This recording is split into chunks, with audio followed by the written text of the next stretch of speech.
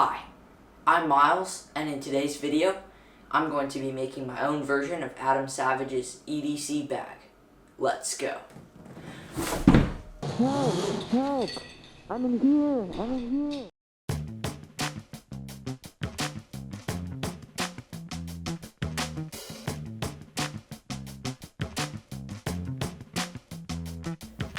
First, I started out by cutting out the pattern. I didn't bother cutting up to the lines of each piece. The pattern paper was very thin, so I used spray adhesive to attach all the pattern pieces to some thicker paper. This allows me to use the pattern over again without it tearing or wrinkling. Once the pattern was affixed to the thicker paper, I carefully cut out all of the pieces, cutting up to the lines of each individual piece. For this bag, I wanted the outer shell to be waxed canvas. Waxed canvas is a super cool material to work with. It is water resistant and it will become more interesting looking as it ages over time. First, I laid out the main pattern. I then punched some holes so that I could create registration marks for the location of handles and the shoulder strap loops. I then cut that piece out. Once I was done, I started cutting out the inside pocket and the liner, which are both Cordura fabric. After that, I cut out the reinforcing bottom, which is a ballistic nylon. When cutting all these pieces out, I mainly used a rotary cutter, and for all the smaller pieces I used a small utility knife. For this project, my dad let me use his sewing shop, where he repairs all sorts of outdoor gear and apparel. He's got around 9 sewing machines, so there's machines for all sorts of tasks. You certainly don't need 9 sewing machines for this project. However, since I had access to them, I used the ones that he recommended for this project. I started by using heat-sensitive seam tape and an iron to fold over all the edges so the fabric wouldn't fray over time.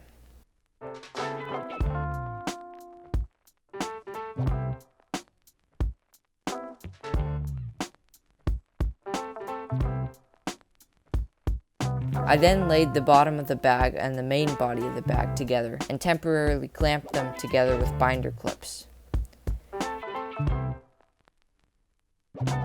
Now it was time to sew them together. If you want to see this project being made on a home sewing machine, go check out Adam Savage's one-day build. There's a link in the description.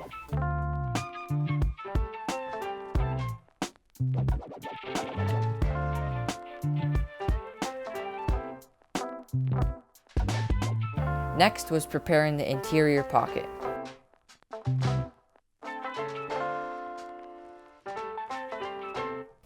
I folded over all the edges of the pocket and sewed it to the liner.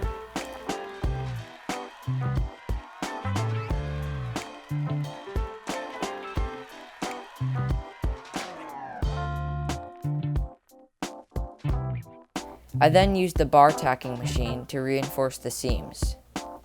Bar tacks make it much stronger, but it also looks cool too.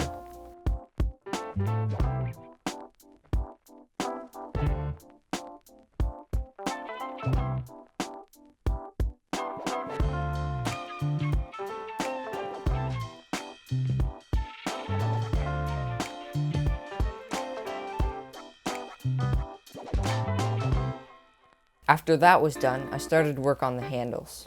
I first sewed a seam down the length of each handle. I then turned them right side out to hide the raw edges of the fabric. I then folded them in half and sewed a seam down the middle. Next, I used a bar tacker to attach the handles to the main body of the bag. The liner was then laid on top of the outer shell of the bag and the two were sewed together. I only sewed one half together, but then I stopped because I forgot I wanted to sew in my leather logo patch and still have the stitching concealed between the two layers. I used hot glue to attach the patch so it would stay in place while I was stitching it down. I stitched the patch on slowly, only using the hand wheel on the sewing machine to be careful and precise. I then continued sewing the lining and the outer fabric pieces together. Next, I cut 2 small pieces of thin webbing for loops to attach the shoulder straps to the bag. I then folded them in half so they wouldn't be quite as wide. I was left with these 2 little loops which I then sewed to the main body of the bag. I cut off the excess with a hot knife and finally started sewing the whole bag together. I sewed the 2 end seams of the bag together. I then set up one of the machines with a binding attachment that folds and sews a piece of ribbon over the edge of the fabric. This gives the bag a nice finished look on the interior.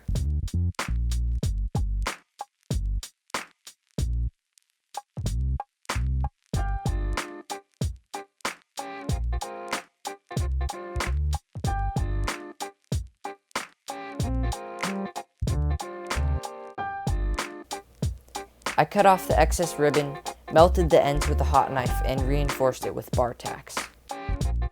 I then turned the bag right side out, and I was able to get a sense of what it was going to look like. It was now time to install the zipper. I chose a size 10 coil zipper. I first pulled the two halves of the zipper apart, found the center, and started sewing each side in. The instructions were not super clear on this step, but I figured it out.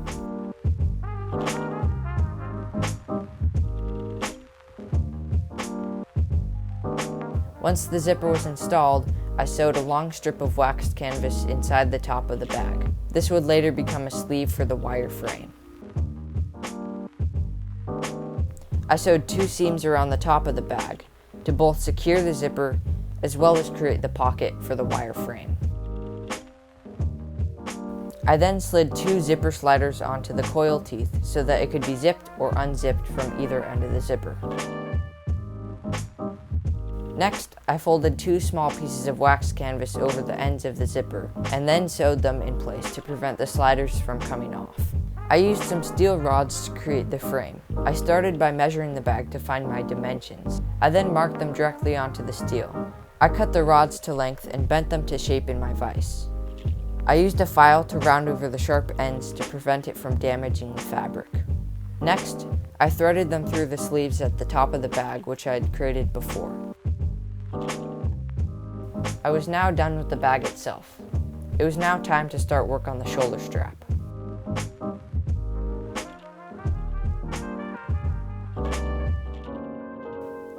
I started by sewing a long length of strap out of waxed canvas. I then cut out some foam for the shoulder pad and tapered the edges. And then I cut out a piece of black mesh fabric, which is commonly used on backpacks. I cut and sewed some waxed canvas to create the top of the shoulder pad.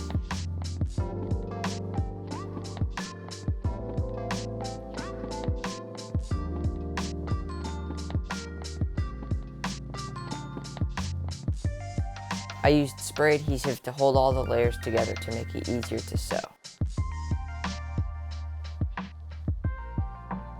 I sewed on a small "Made in the USA" tag and finished it by binding all the edges. It was now time to put the strap together.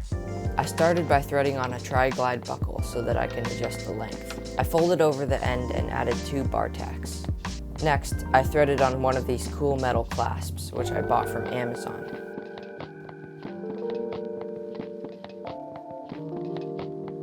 I threaded the other side of the strap through the tri-glide buckle, and then I slid the shoulder pad on using a hooked wire to pull the strap through. I threaded on the last clasp, folded over the strap, and did the final bar tacks, and the shoulder strap is complete. I left links below to the materials I used in this project, along with links to Adam Savage's plans and his own build video of this bag. I hope you enjoyed this project. It was a really fun build, and I'm really happy with how it turned out.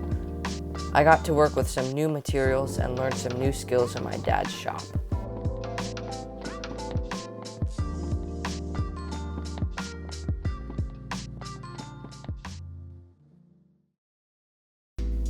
Let me know what you thought of this project, and I'd love to hear what sewing projects you're working on in the comments below. If you liked this video, go check out some of my others, and hit the subscribe button to see more of what I'm up to. Thanks for watching, and I'll see you in the next video.